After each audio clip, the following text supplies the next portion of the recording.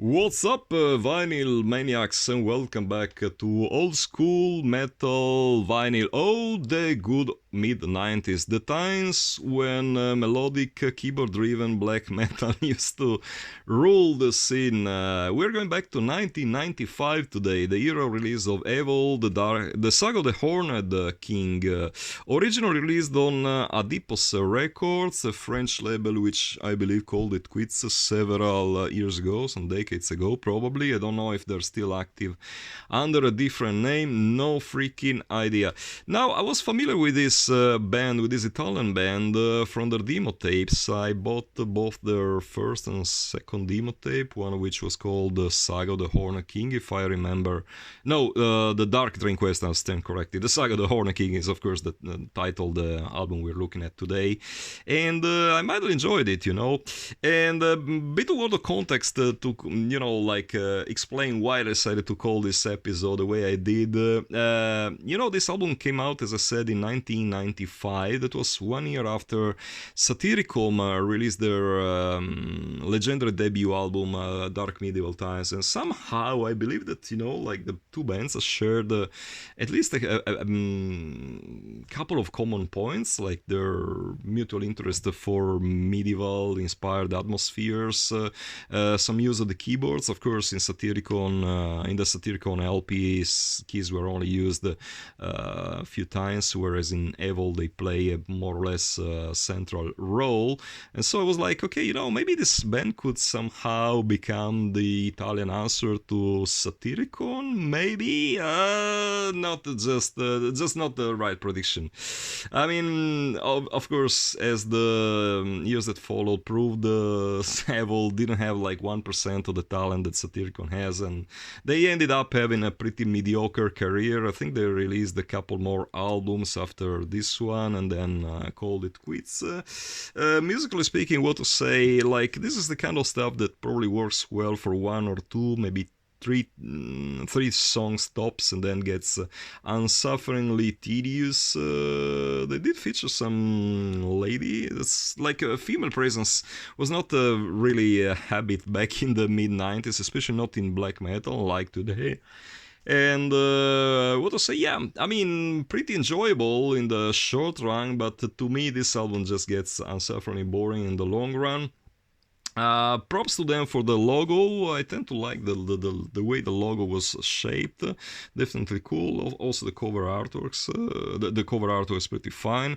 Other than that, I'm not really sure I can say anything positive about this band. After splitting up, I believe that the two of their members formed.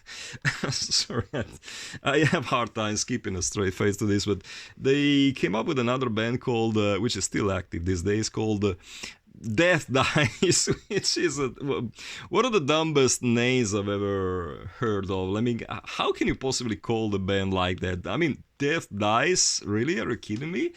I mean, you gotta be, I don't know, you probably need some help. This is my advice. Guys, please seek help if you really enjoy albums by a band called Death Dies, not only because their band name sucks a bit times, but also because their music is lame as hell. I mean, I would probably choose to listen to, I don't know, Taylor Swift than I would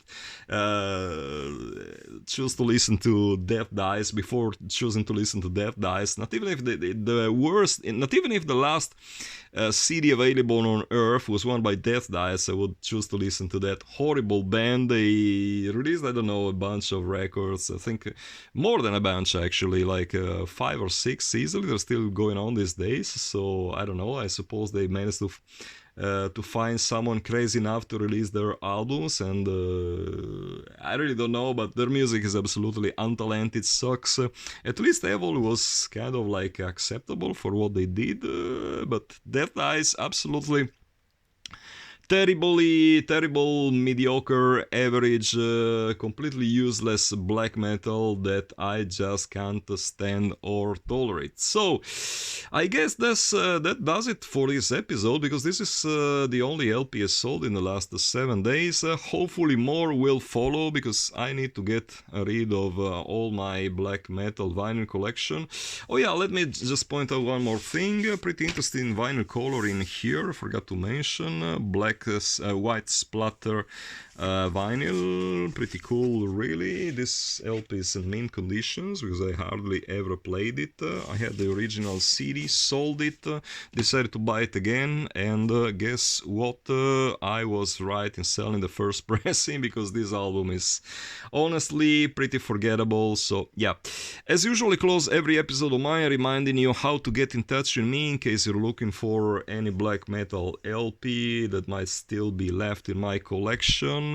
oldschoolmetalvinyl@yahoo.com, that's my email address. Please avoid sending me messages via Instagram or even worse, Facebook, because I hardly ever check my private message folder, and whenever I do, I only find death threats or stuff like insults addressed at my political views. I couldn't give a flying fuck. I'm saying it once again, don't even bother wasting your time sending me stupid messages. Fucking grow some balls and accept the fact that not everyone shares your stupid views, your stupid political views, and just cut the crap. So guys, till the next time, keep it loud and heavy.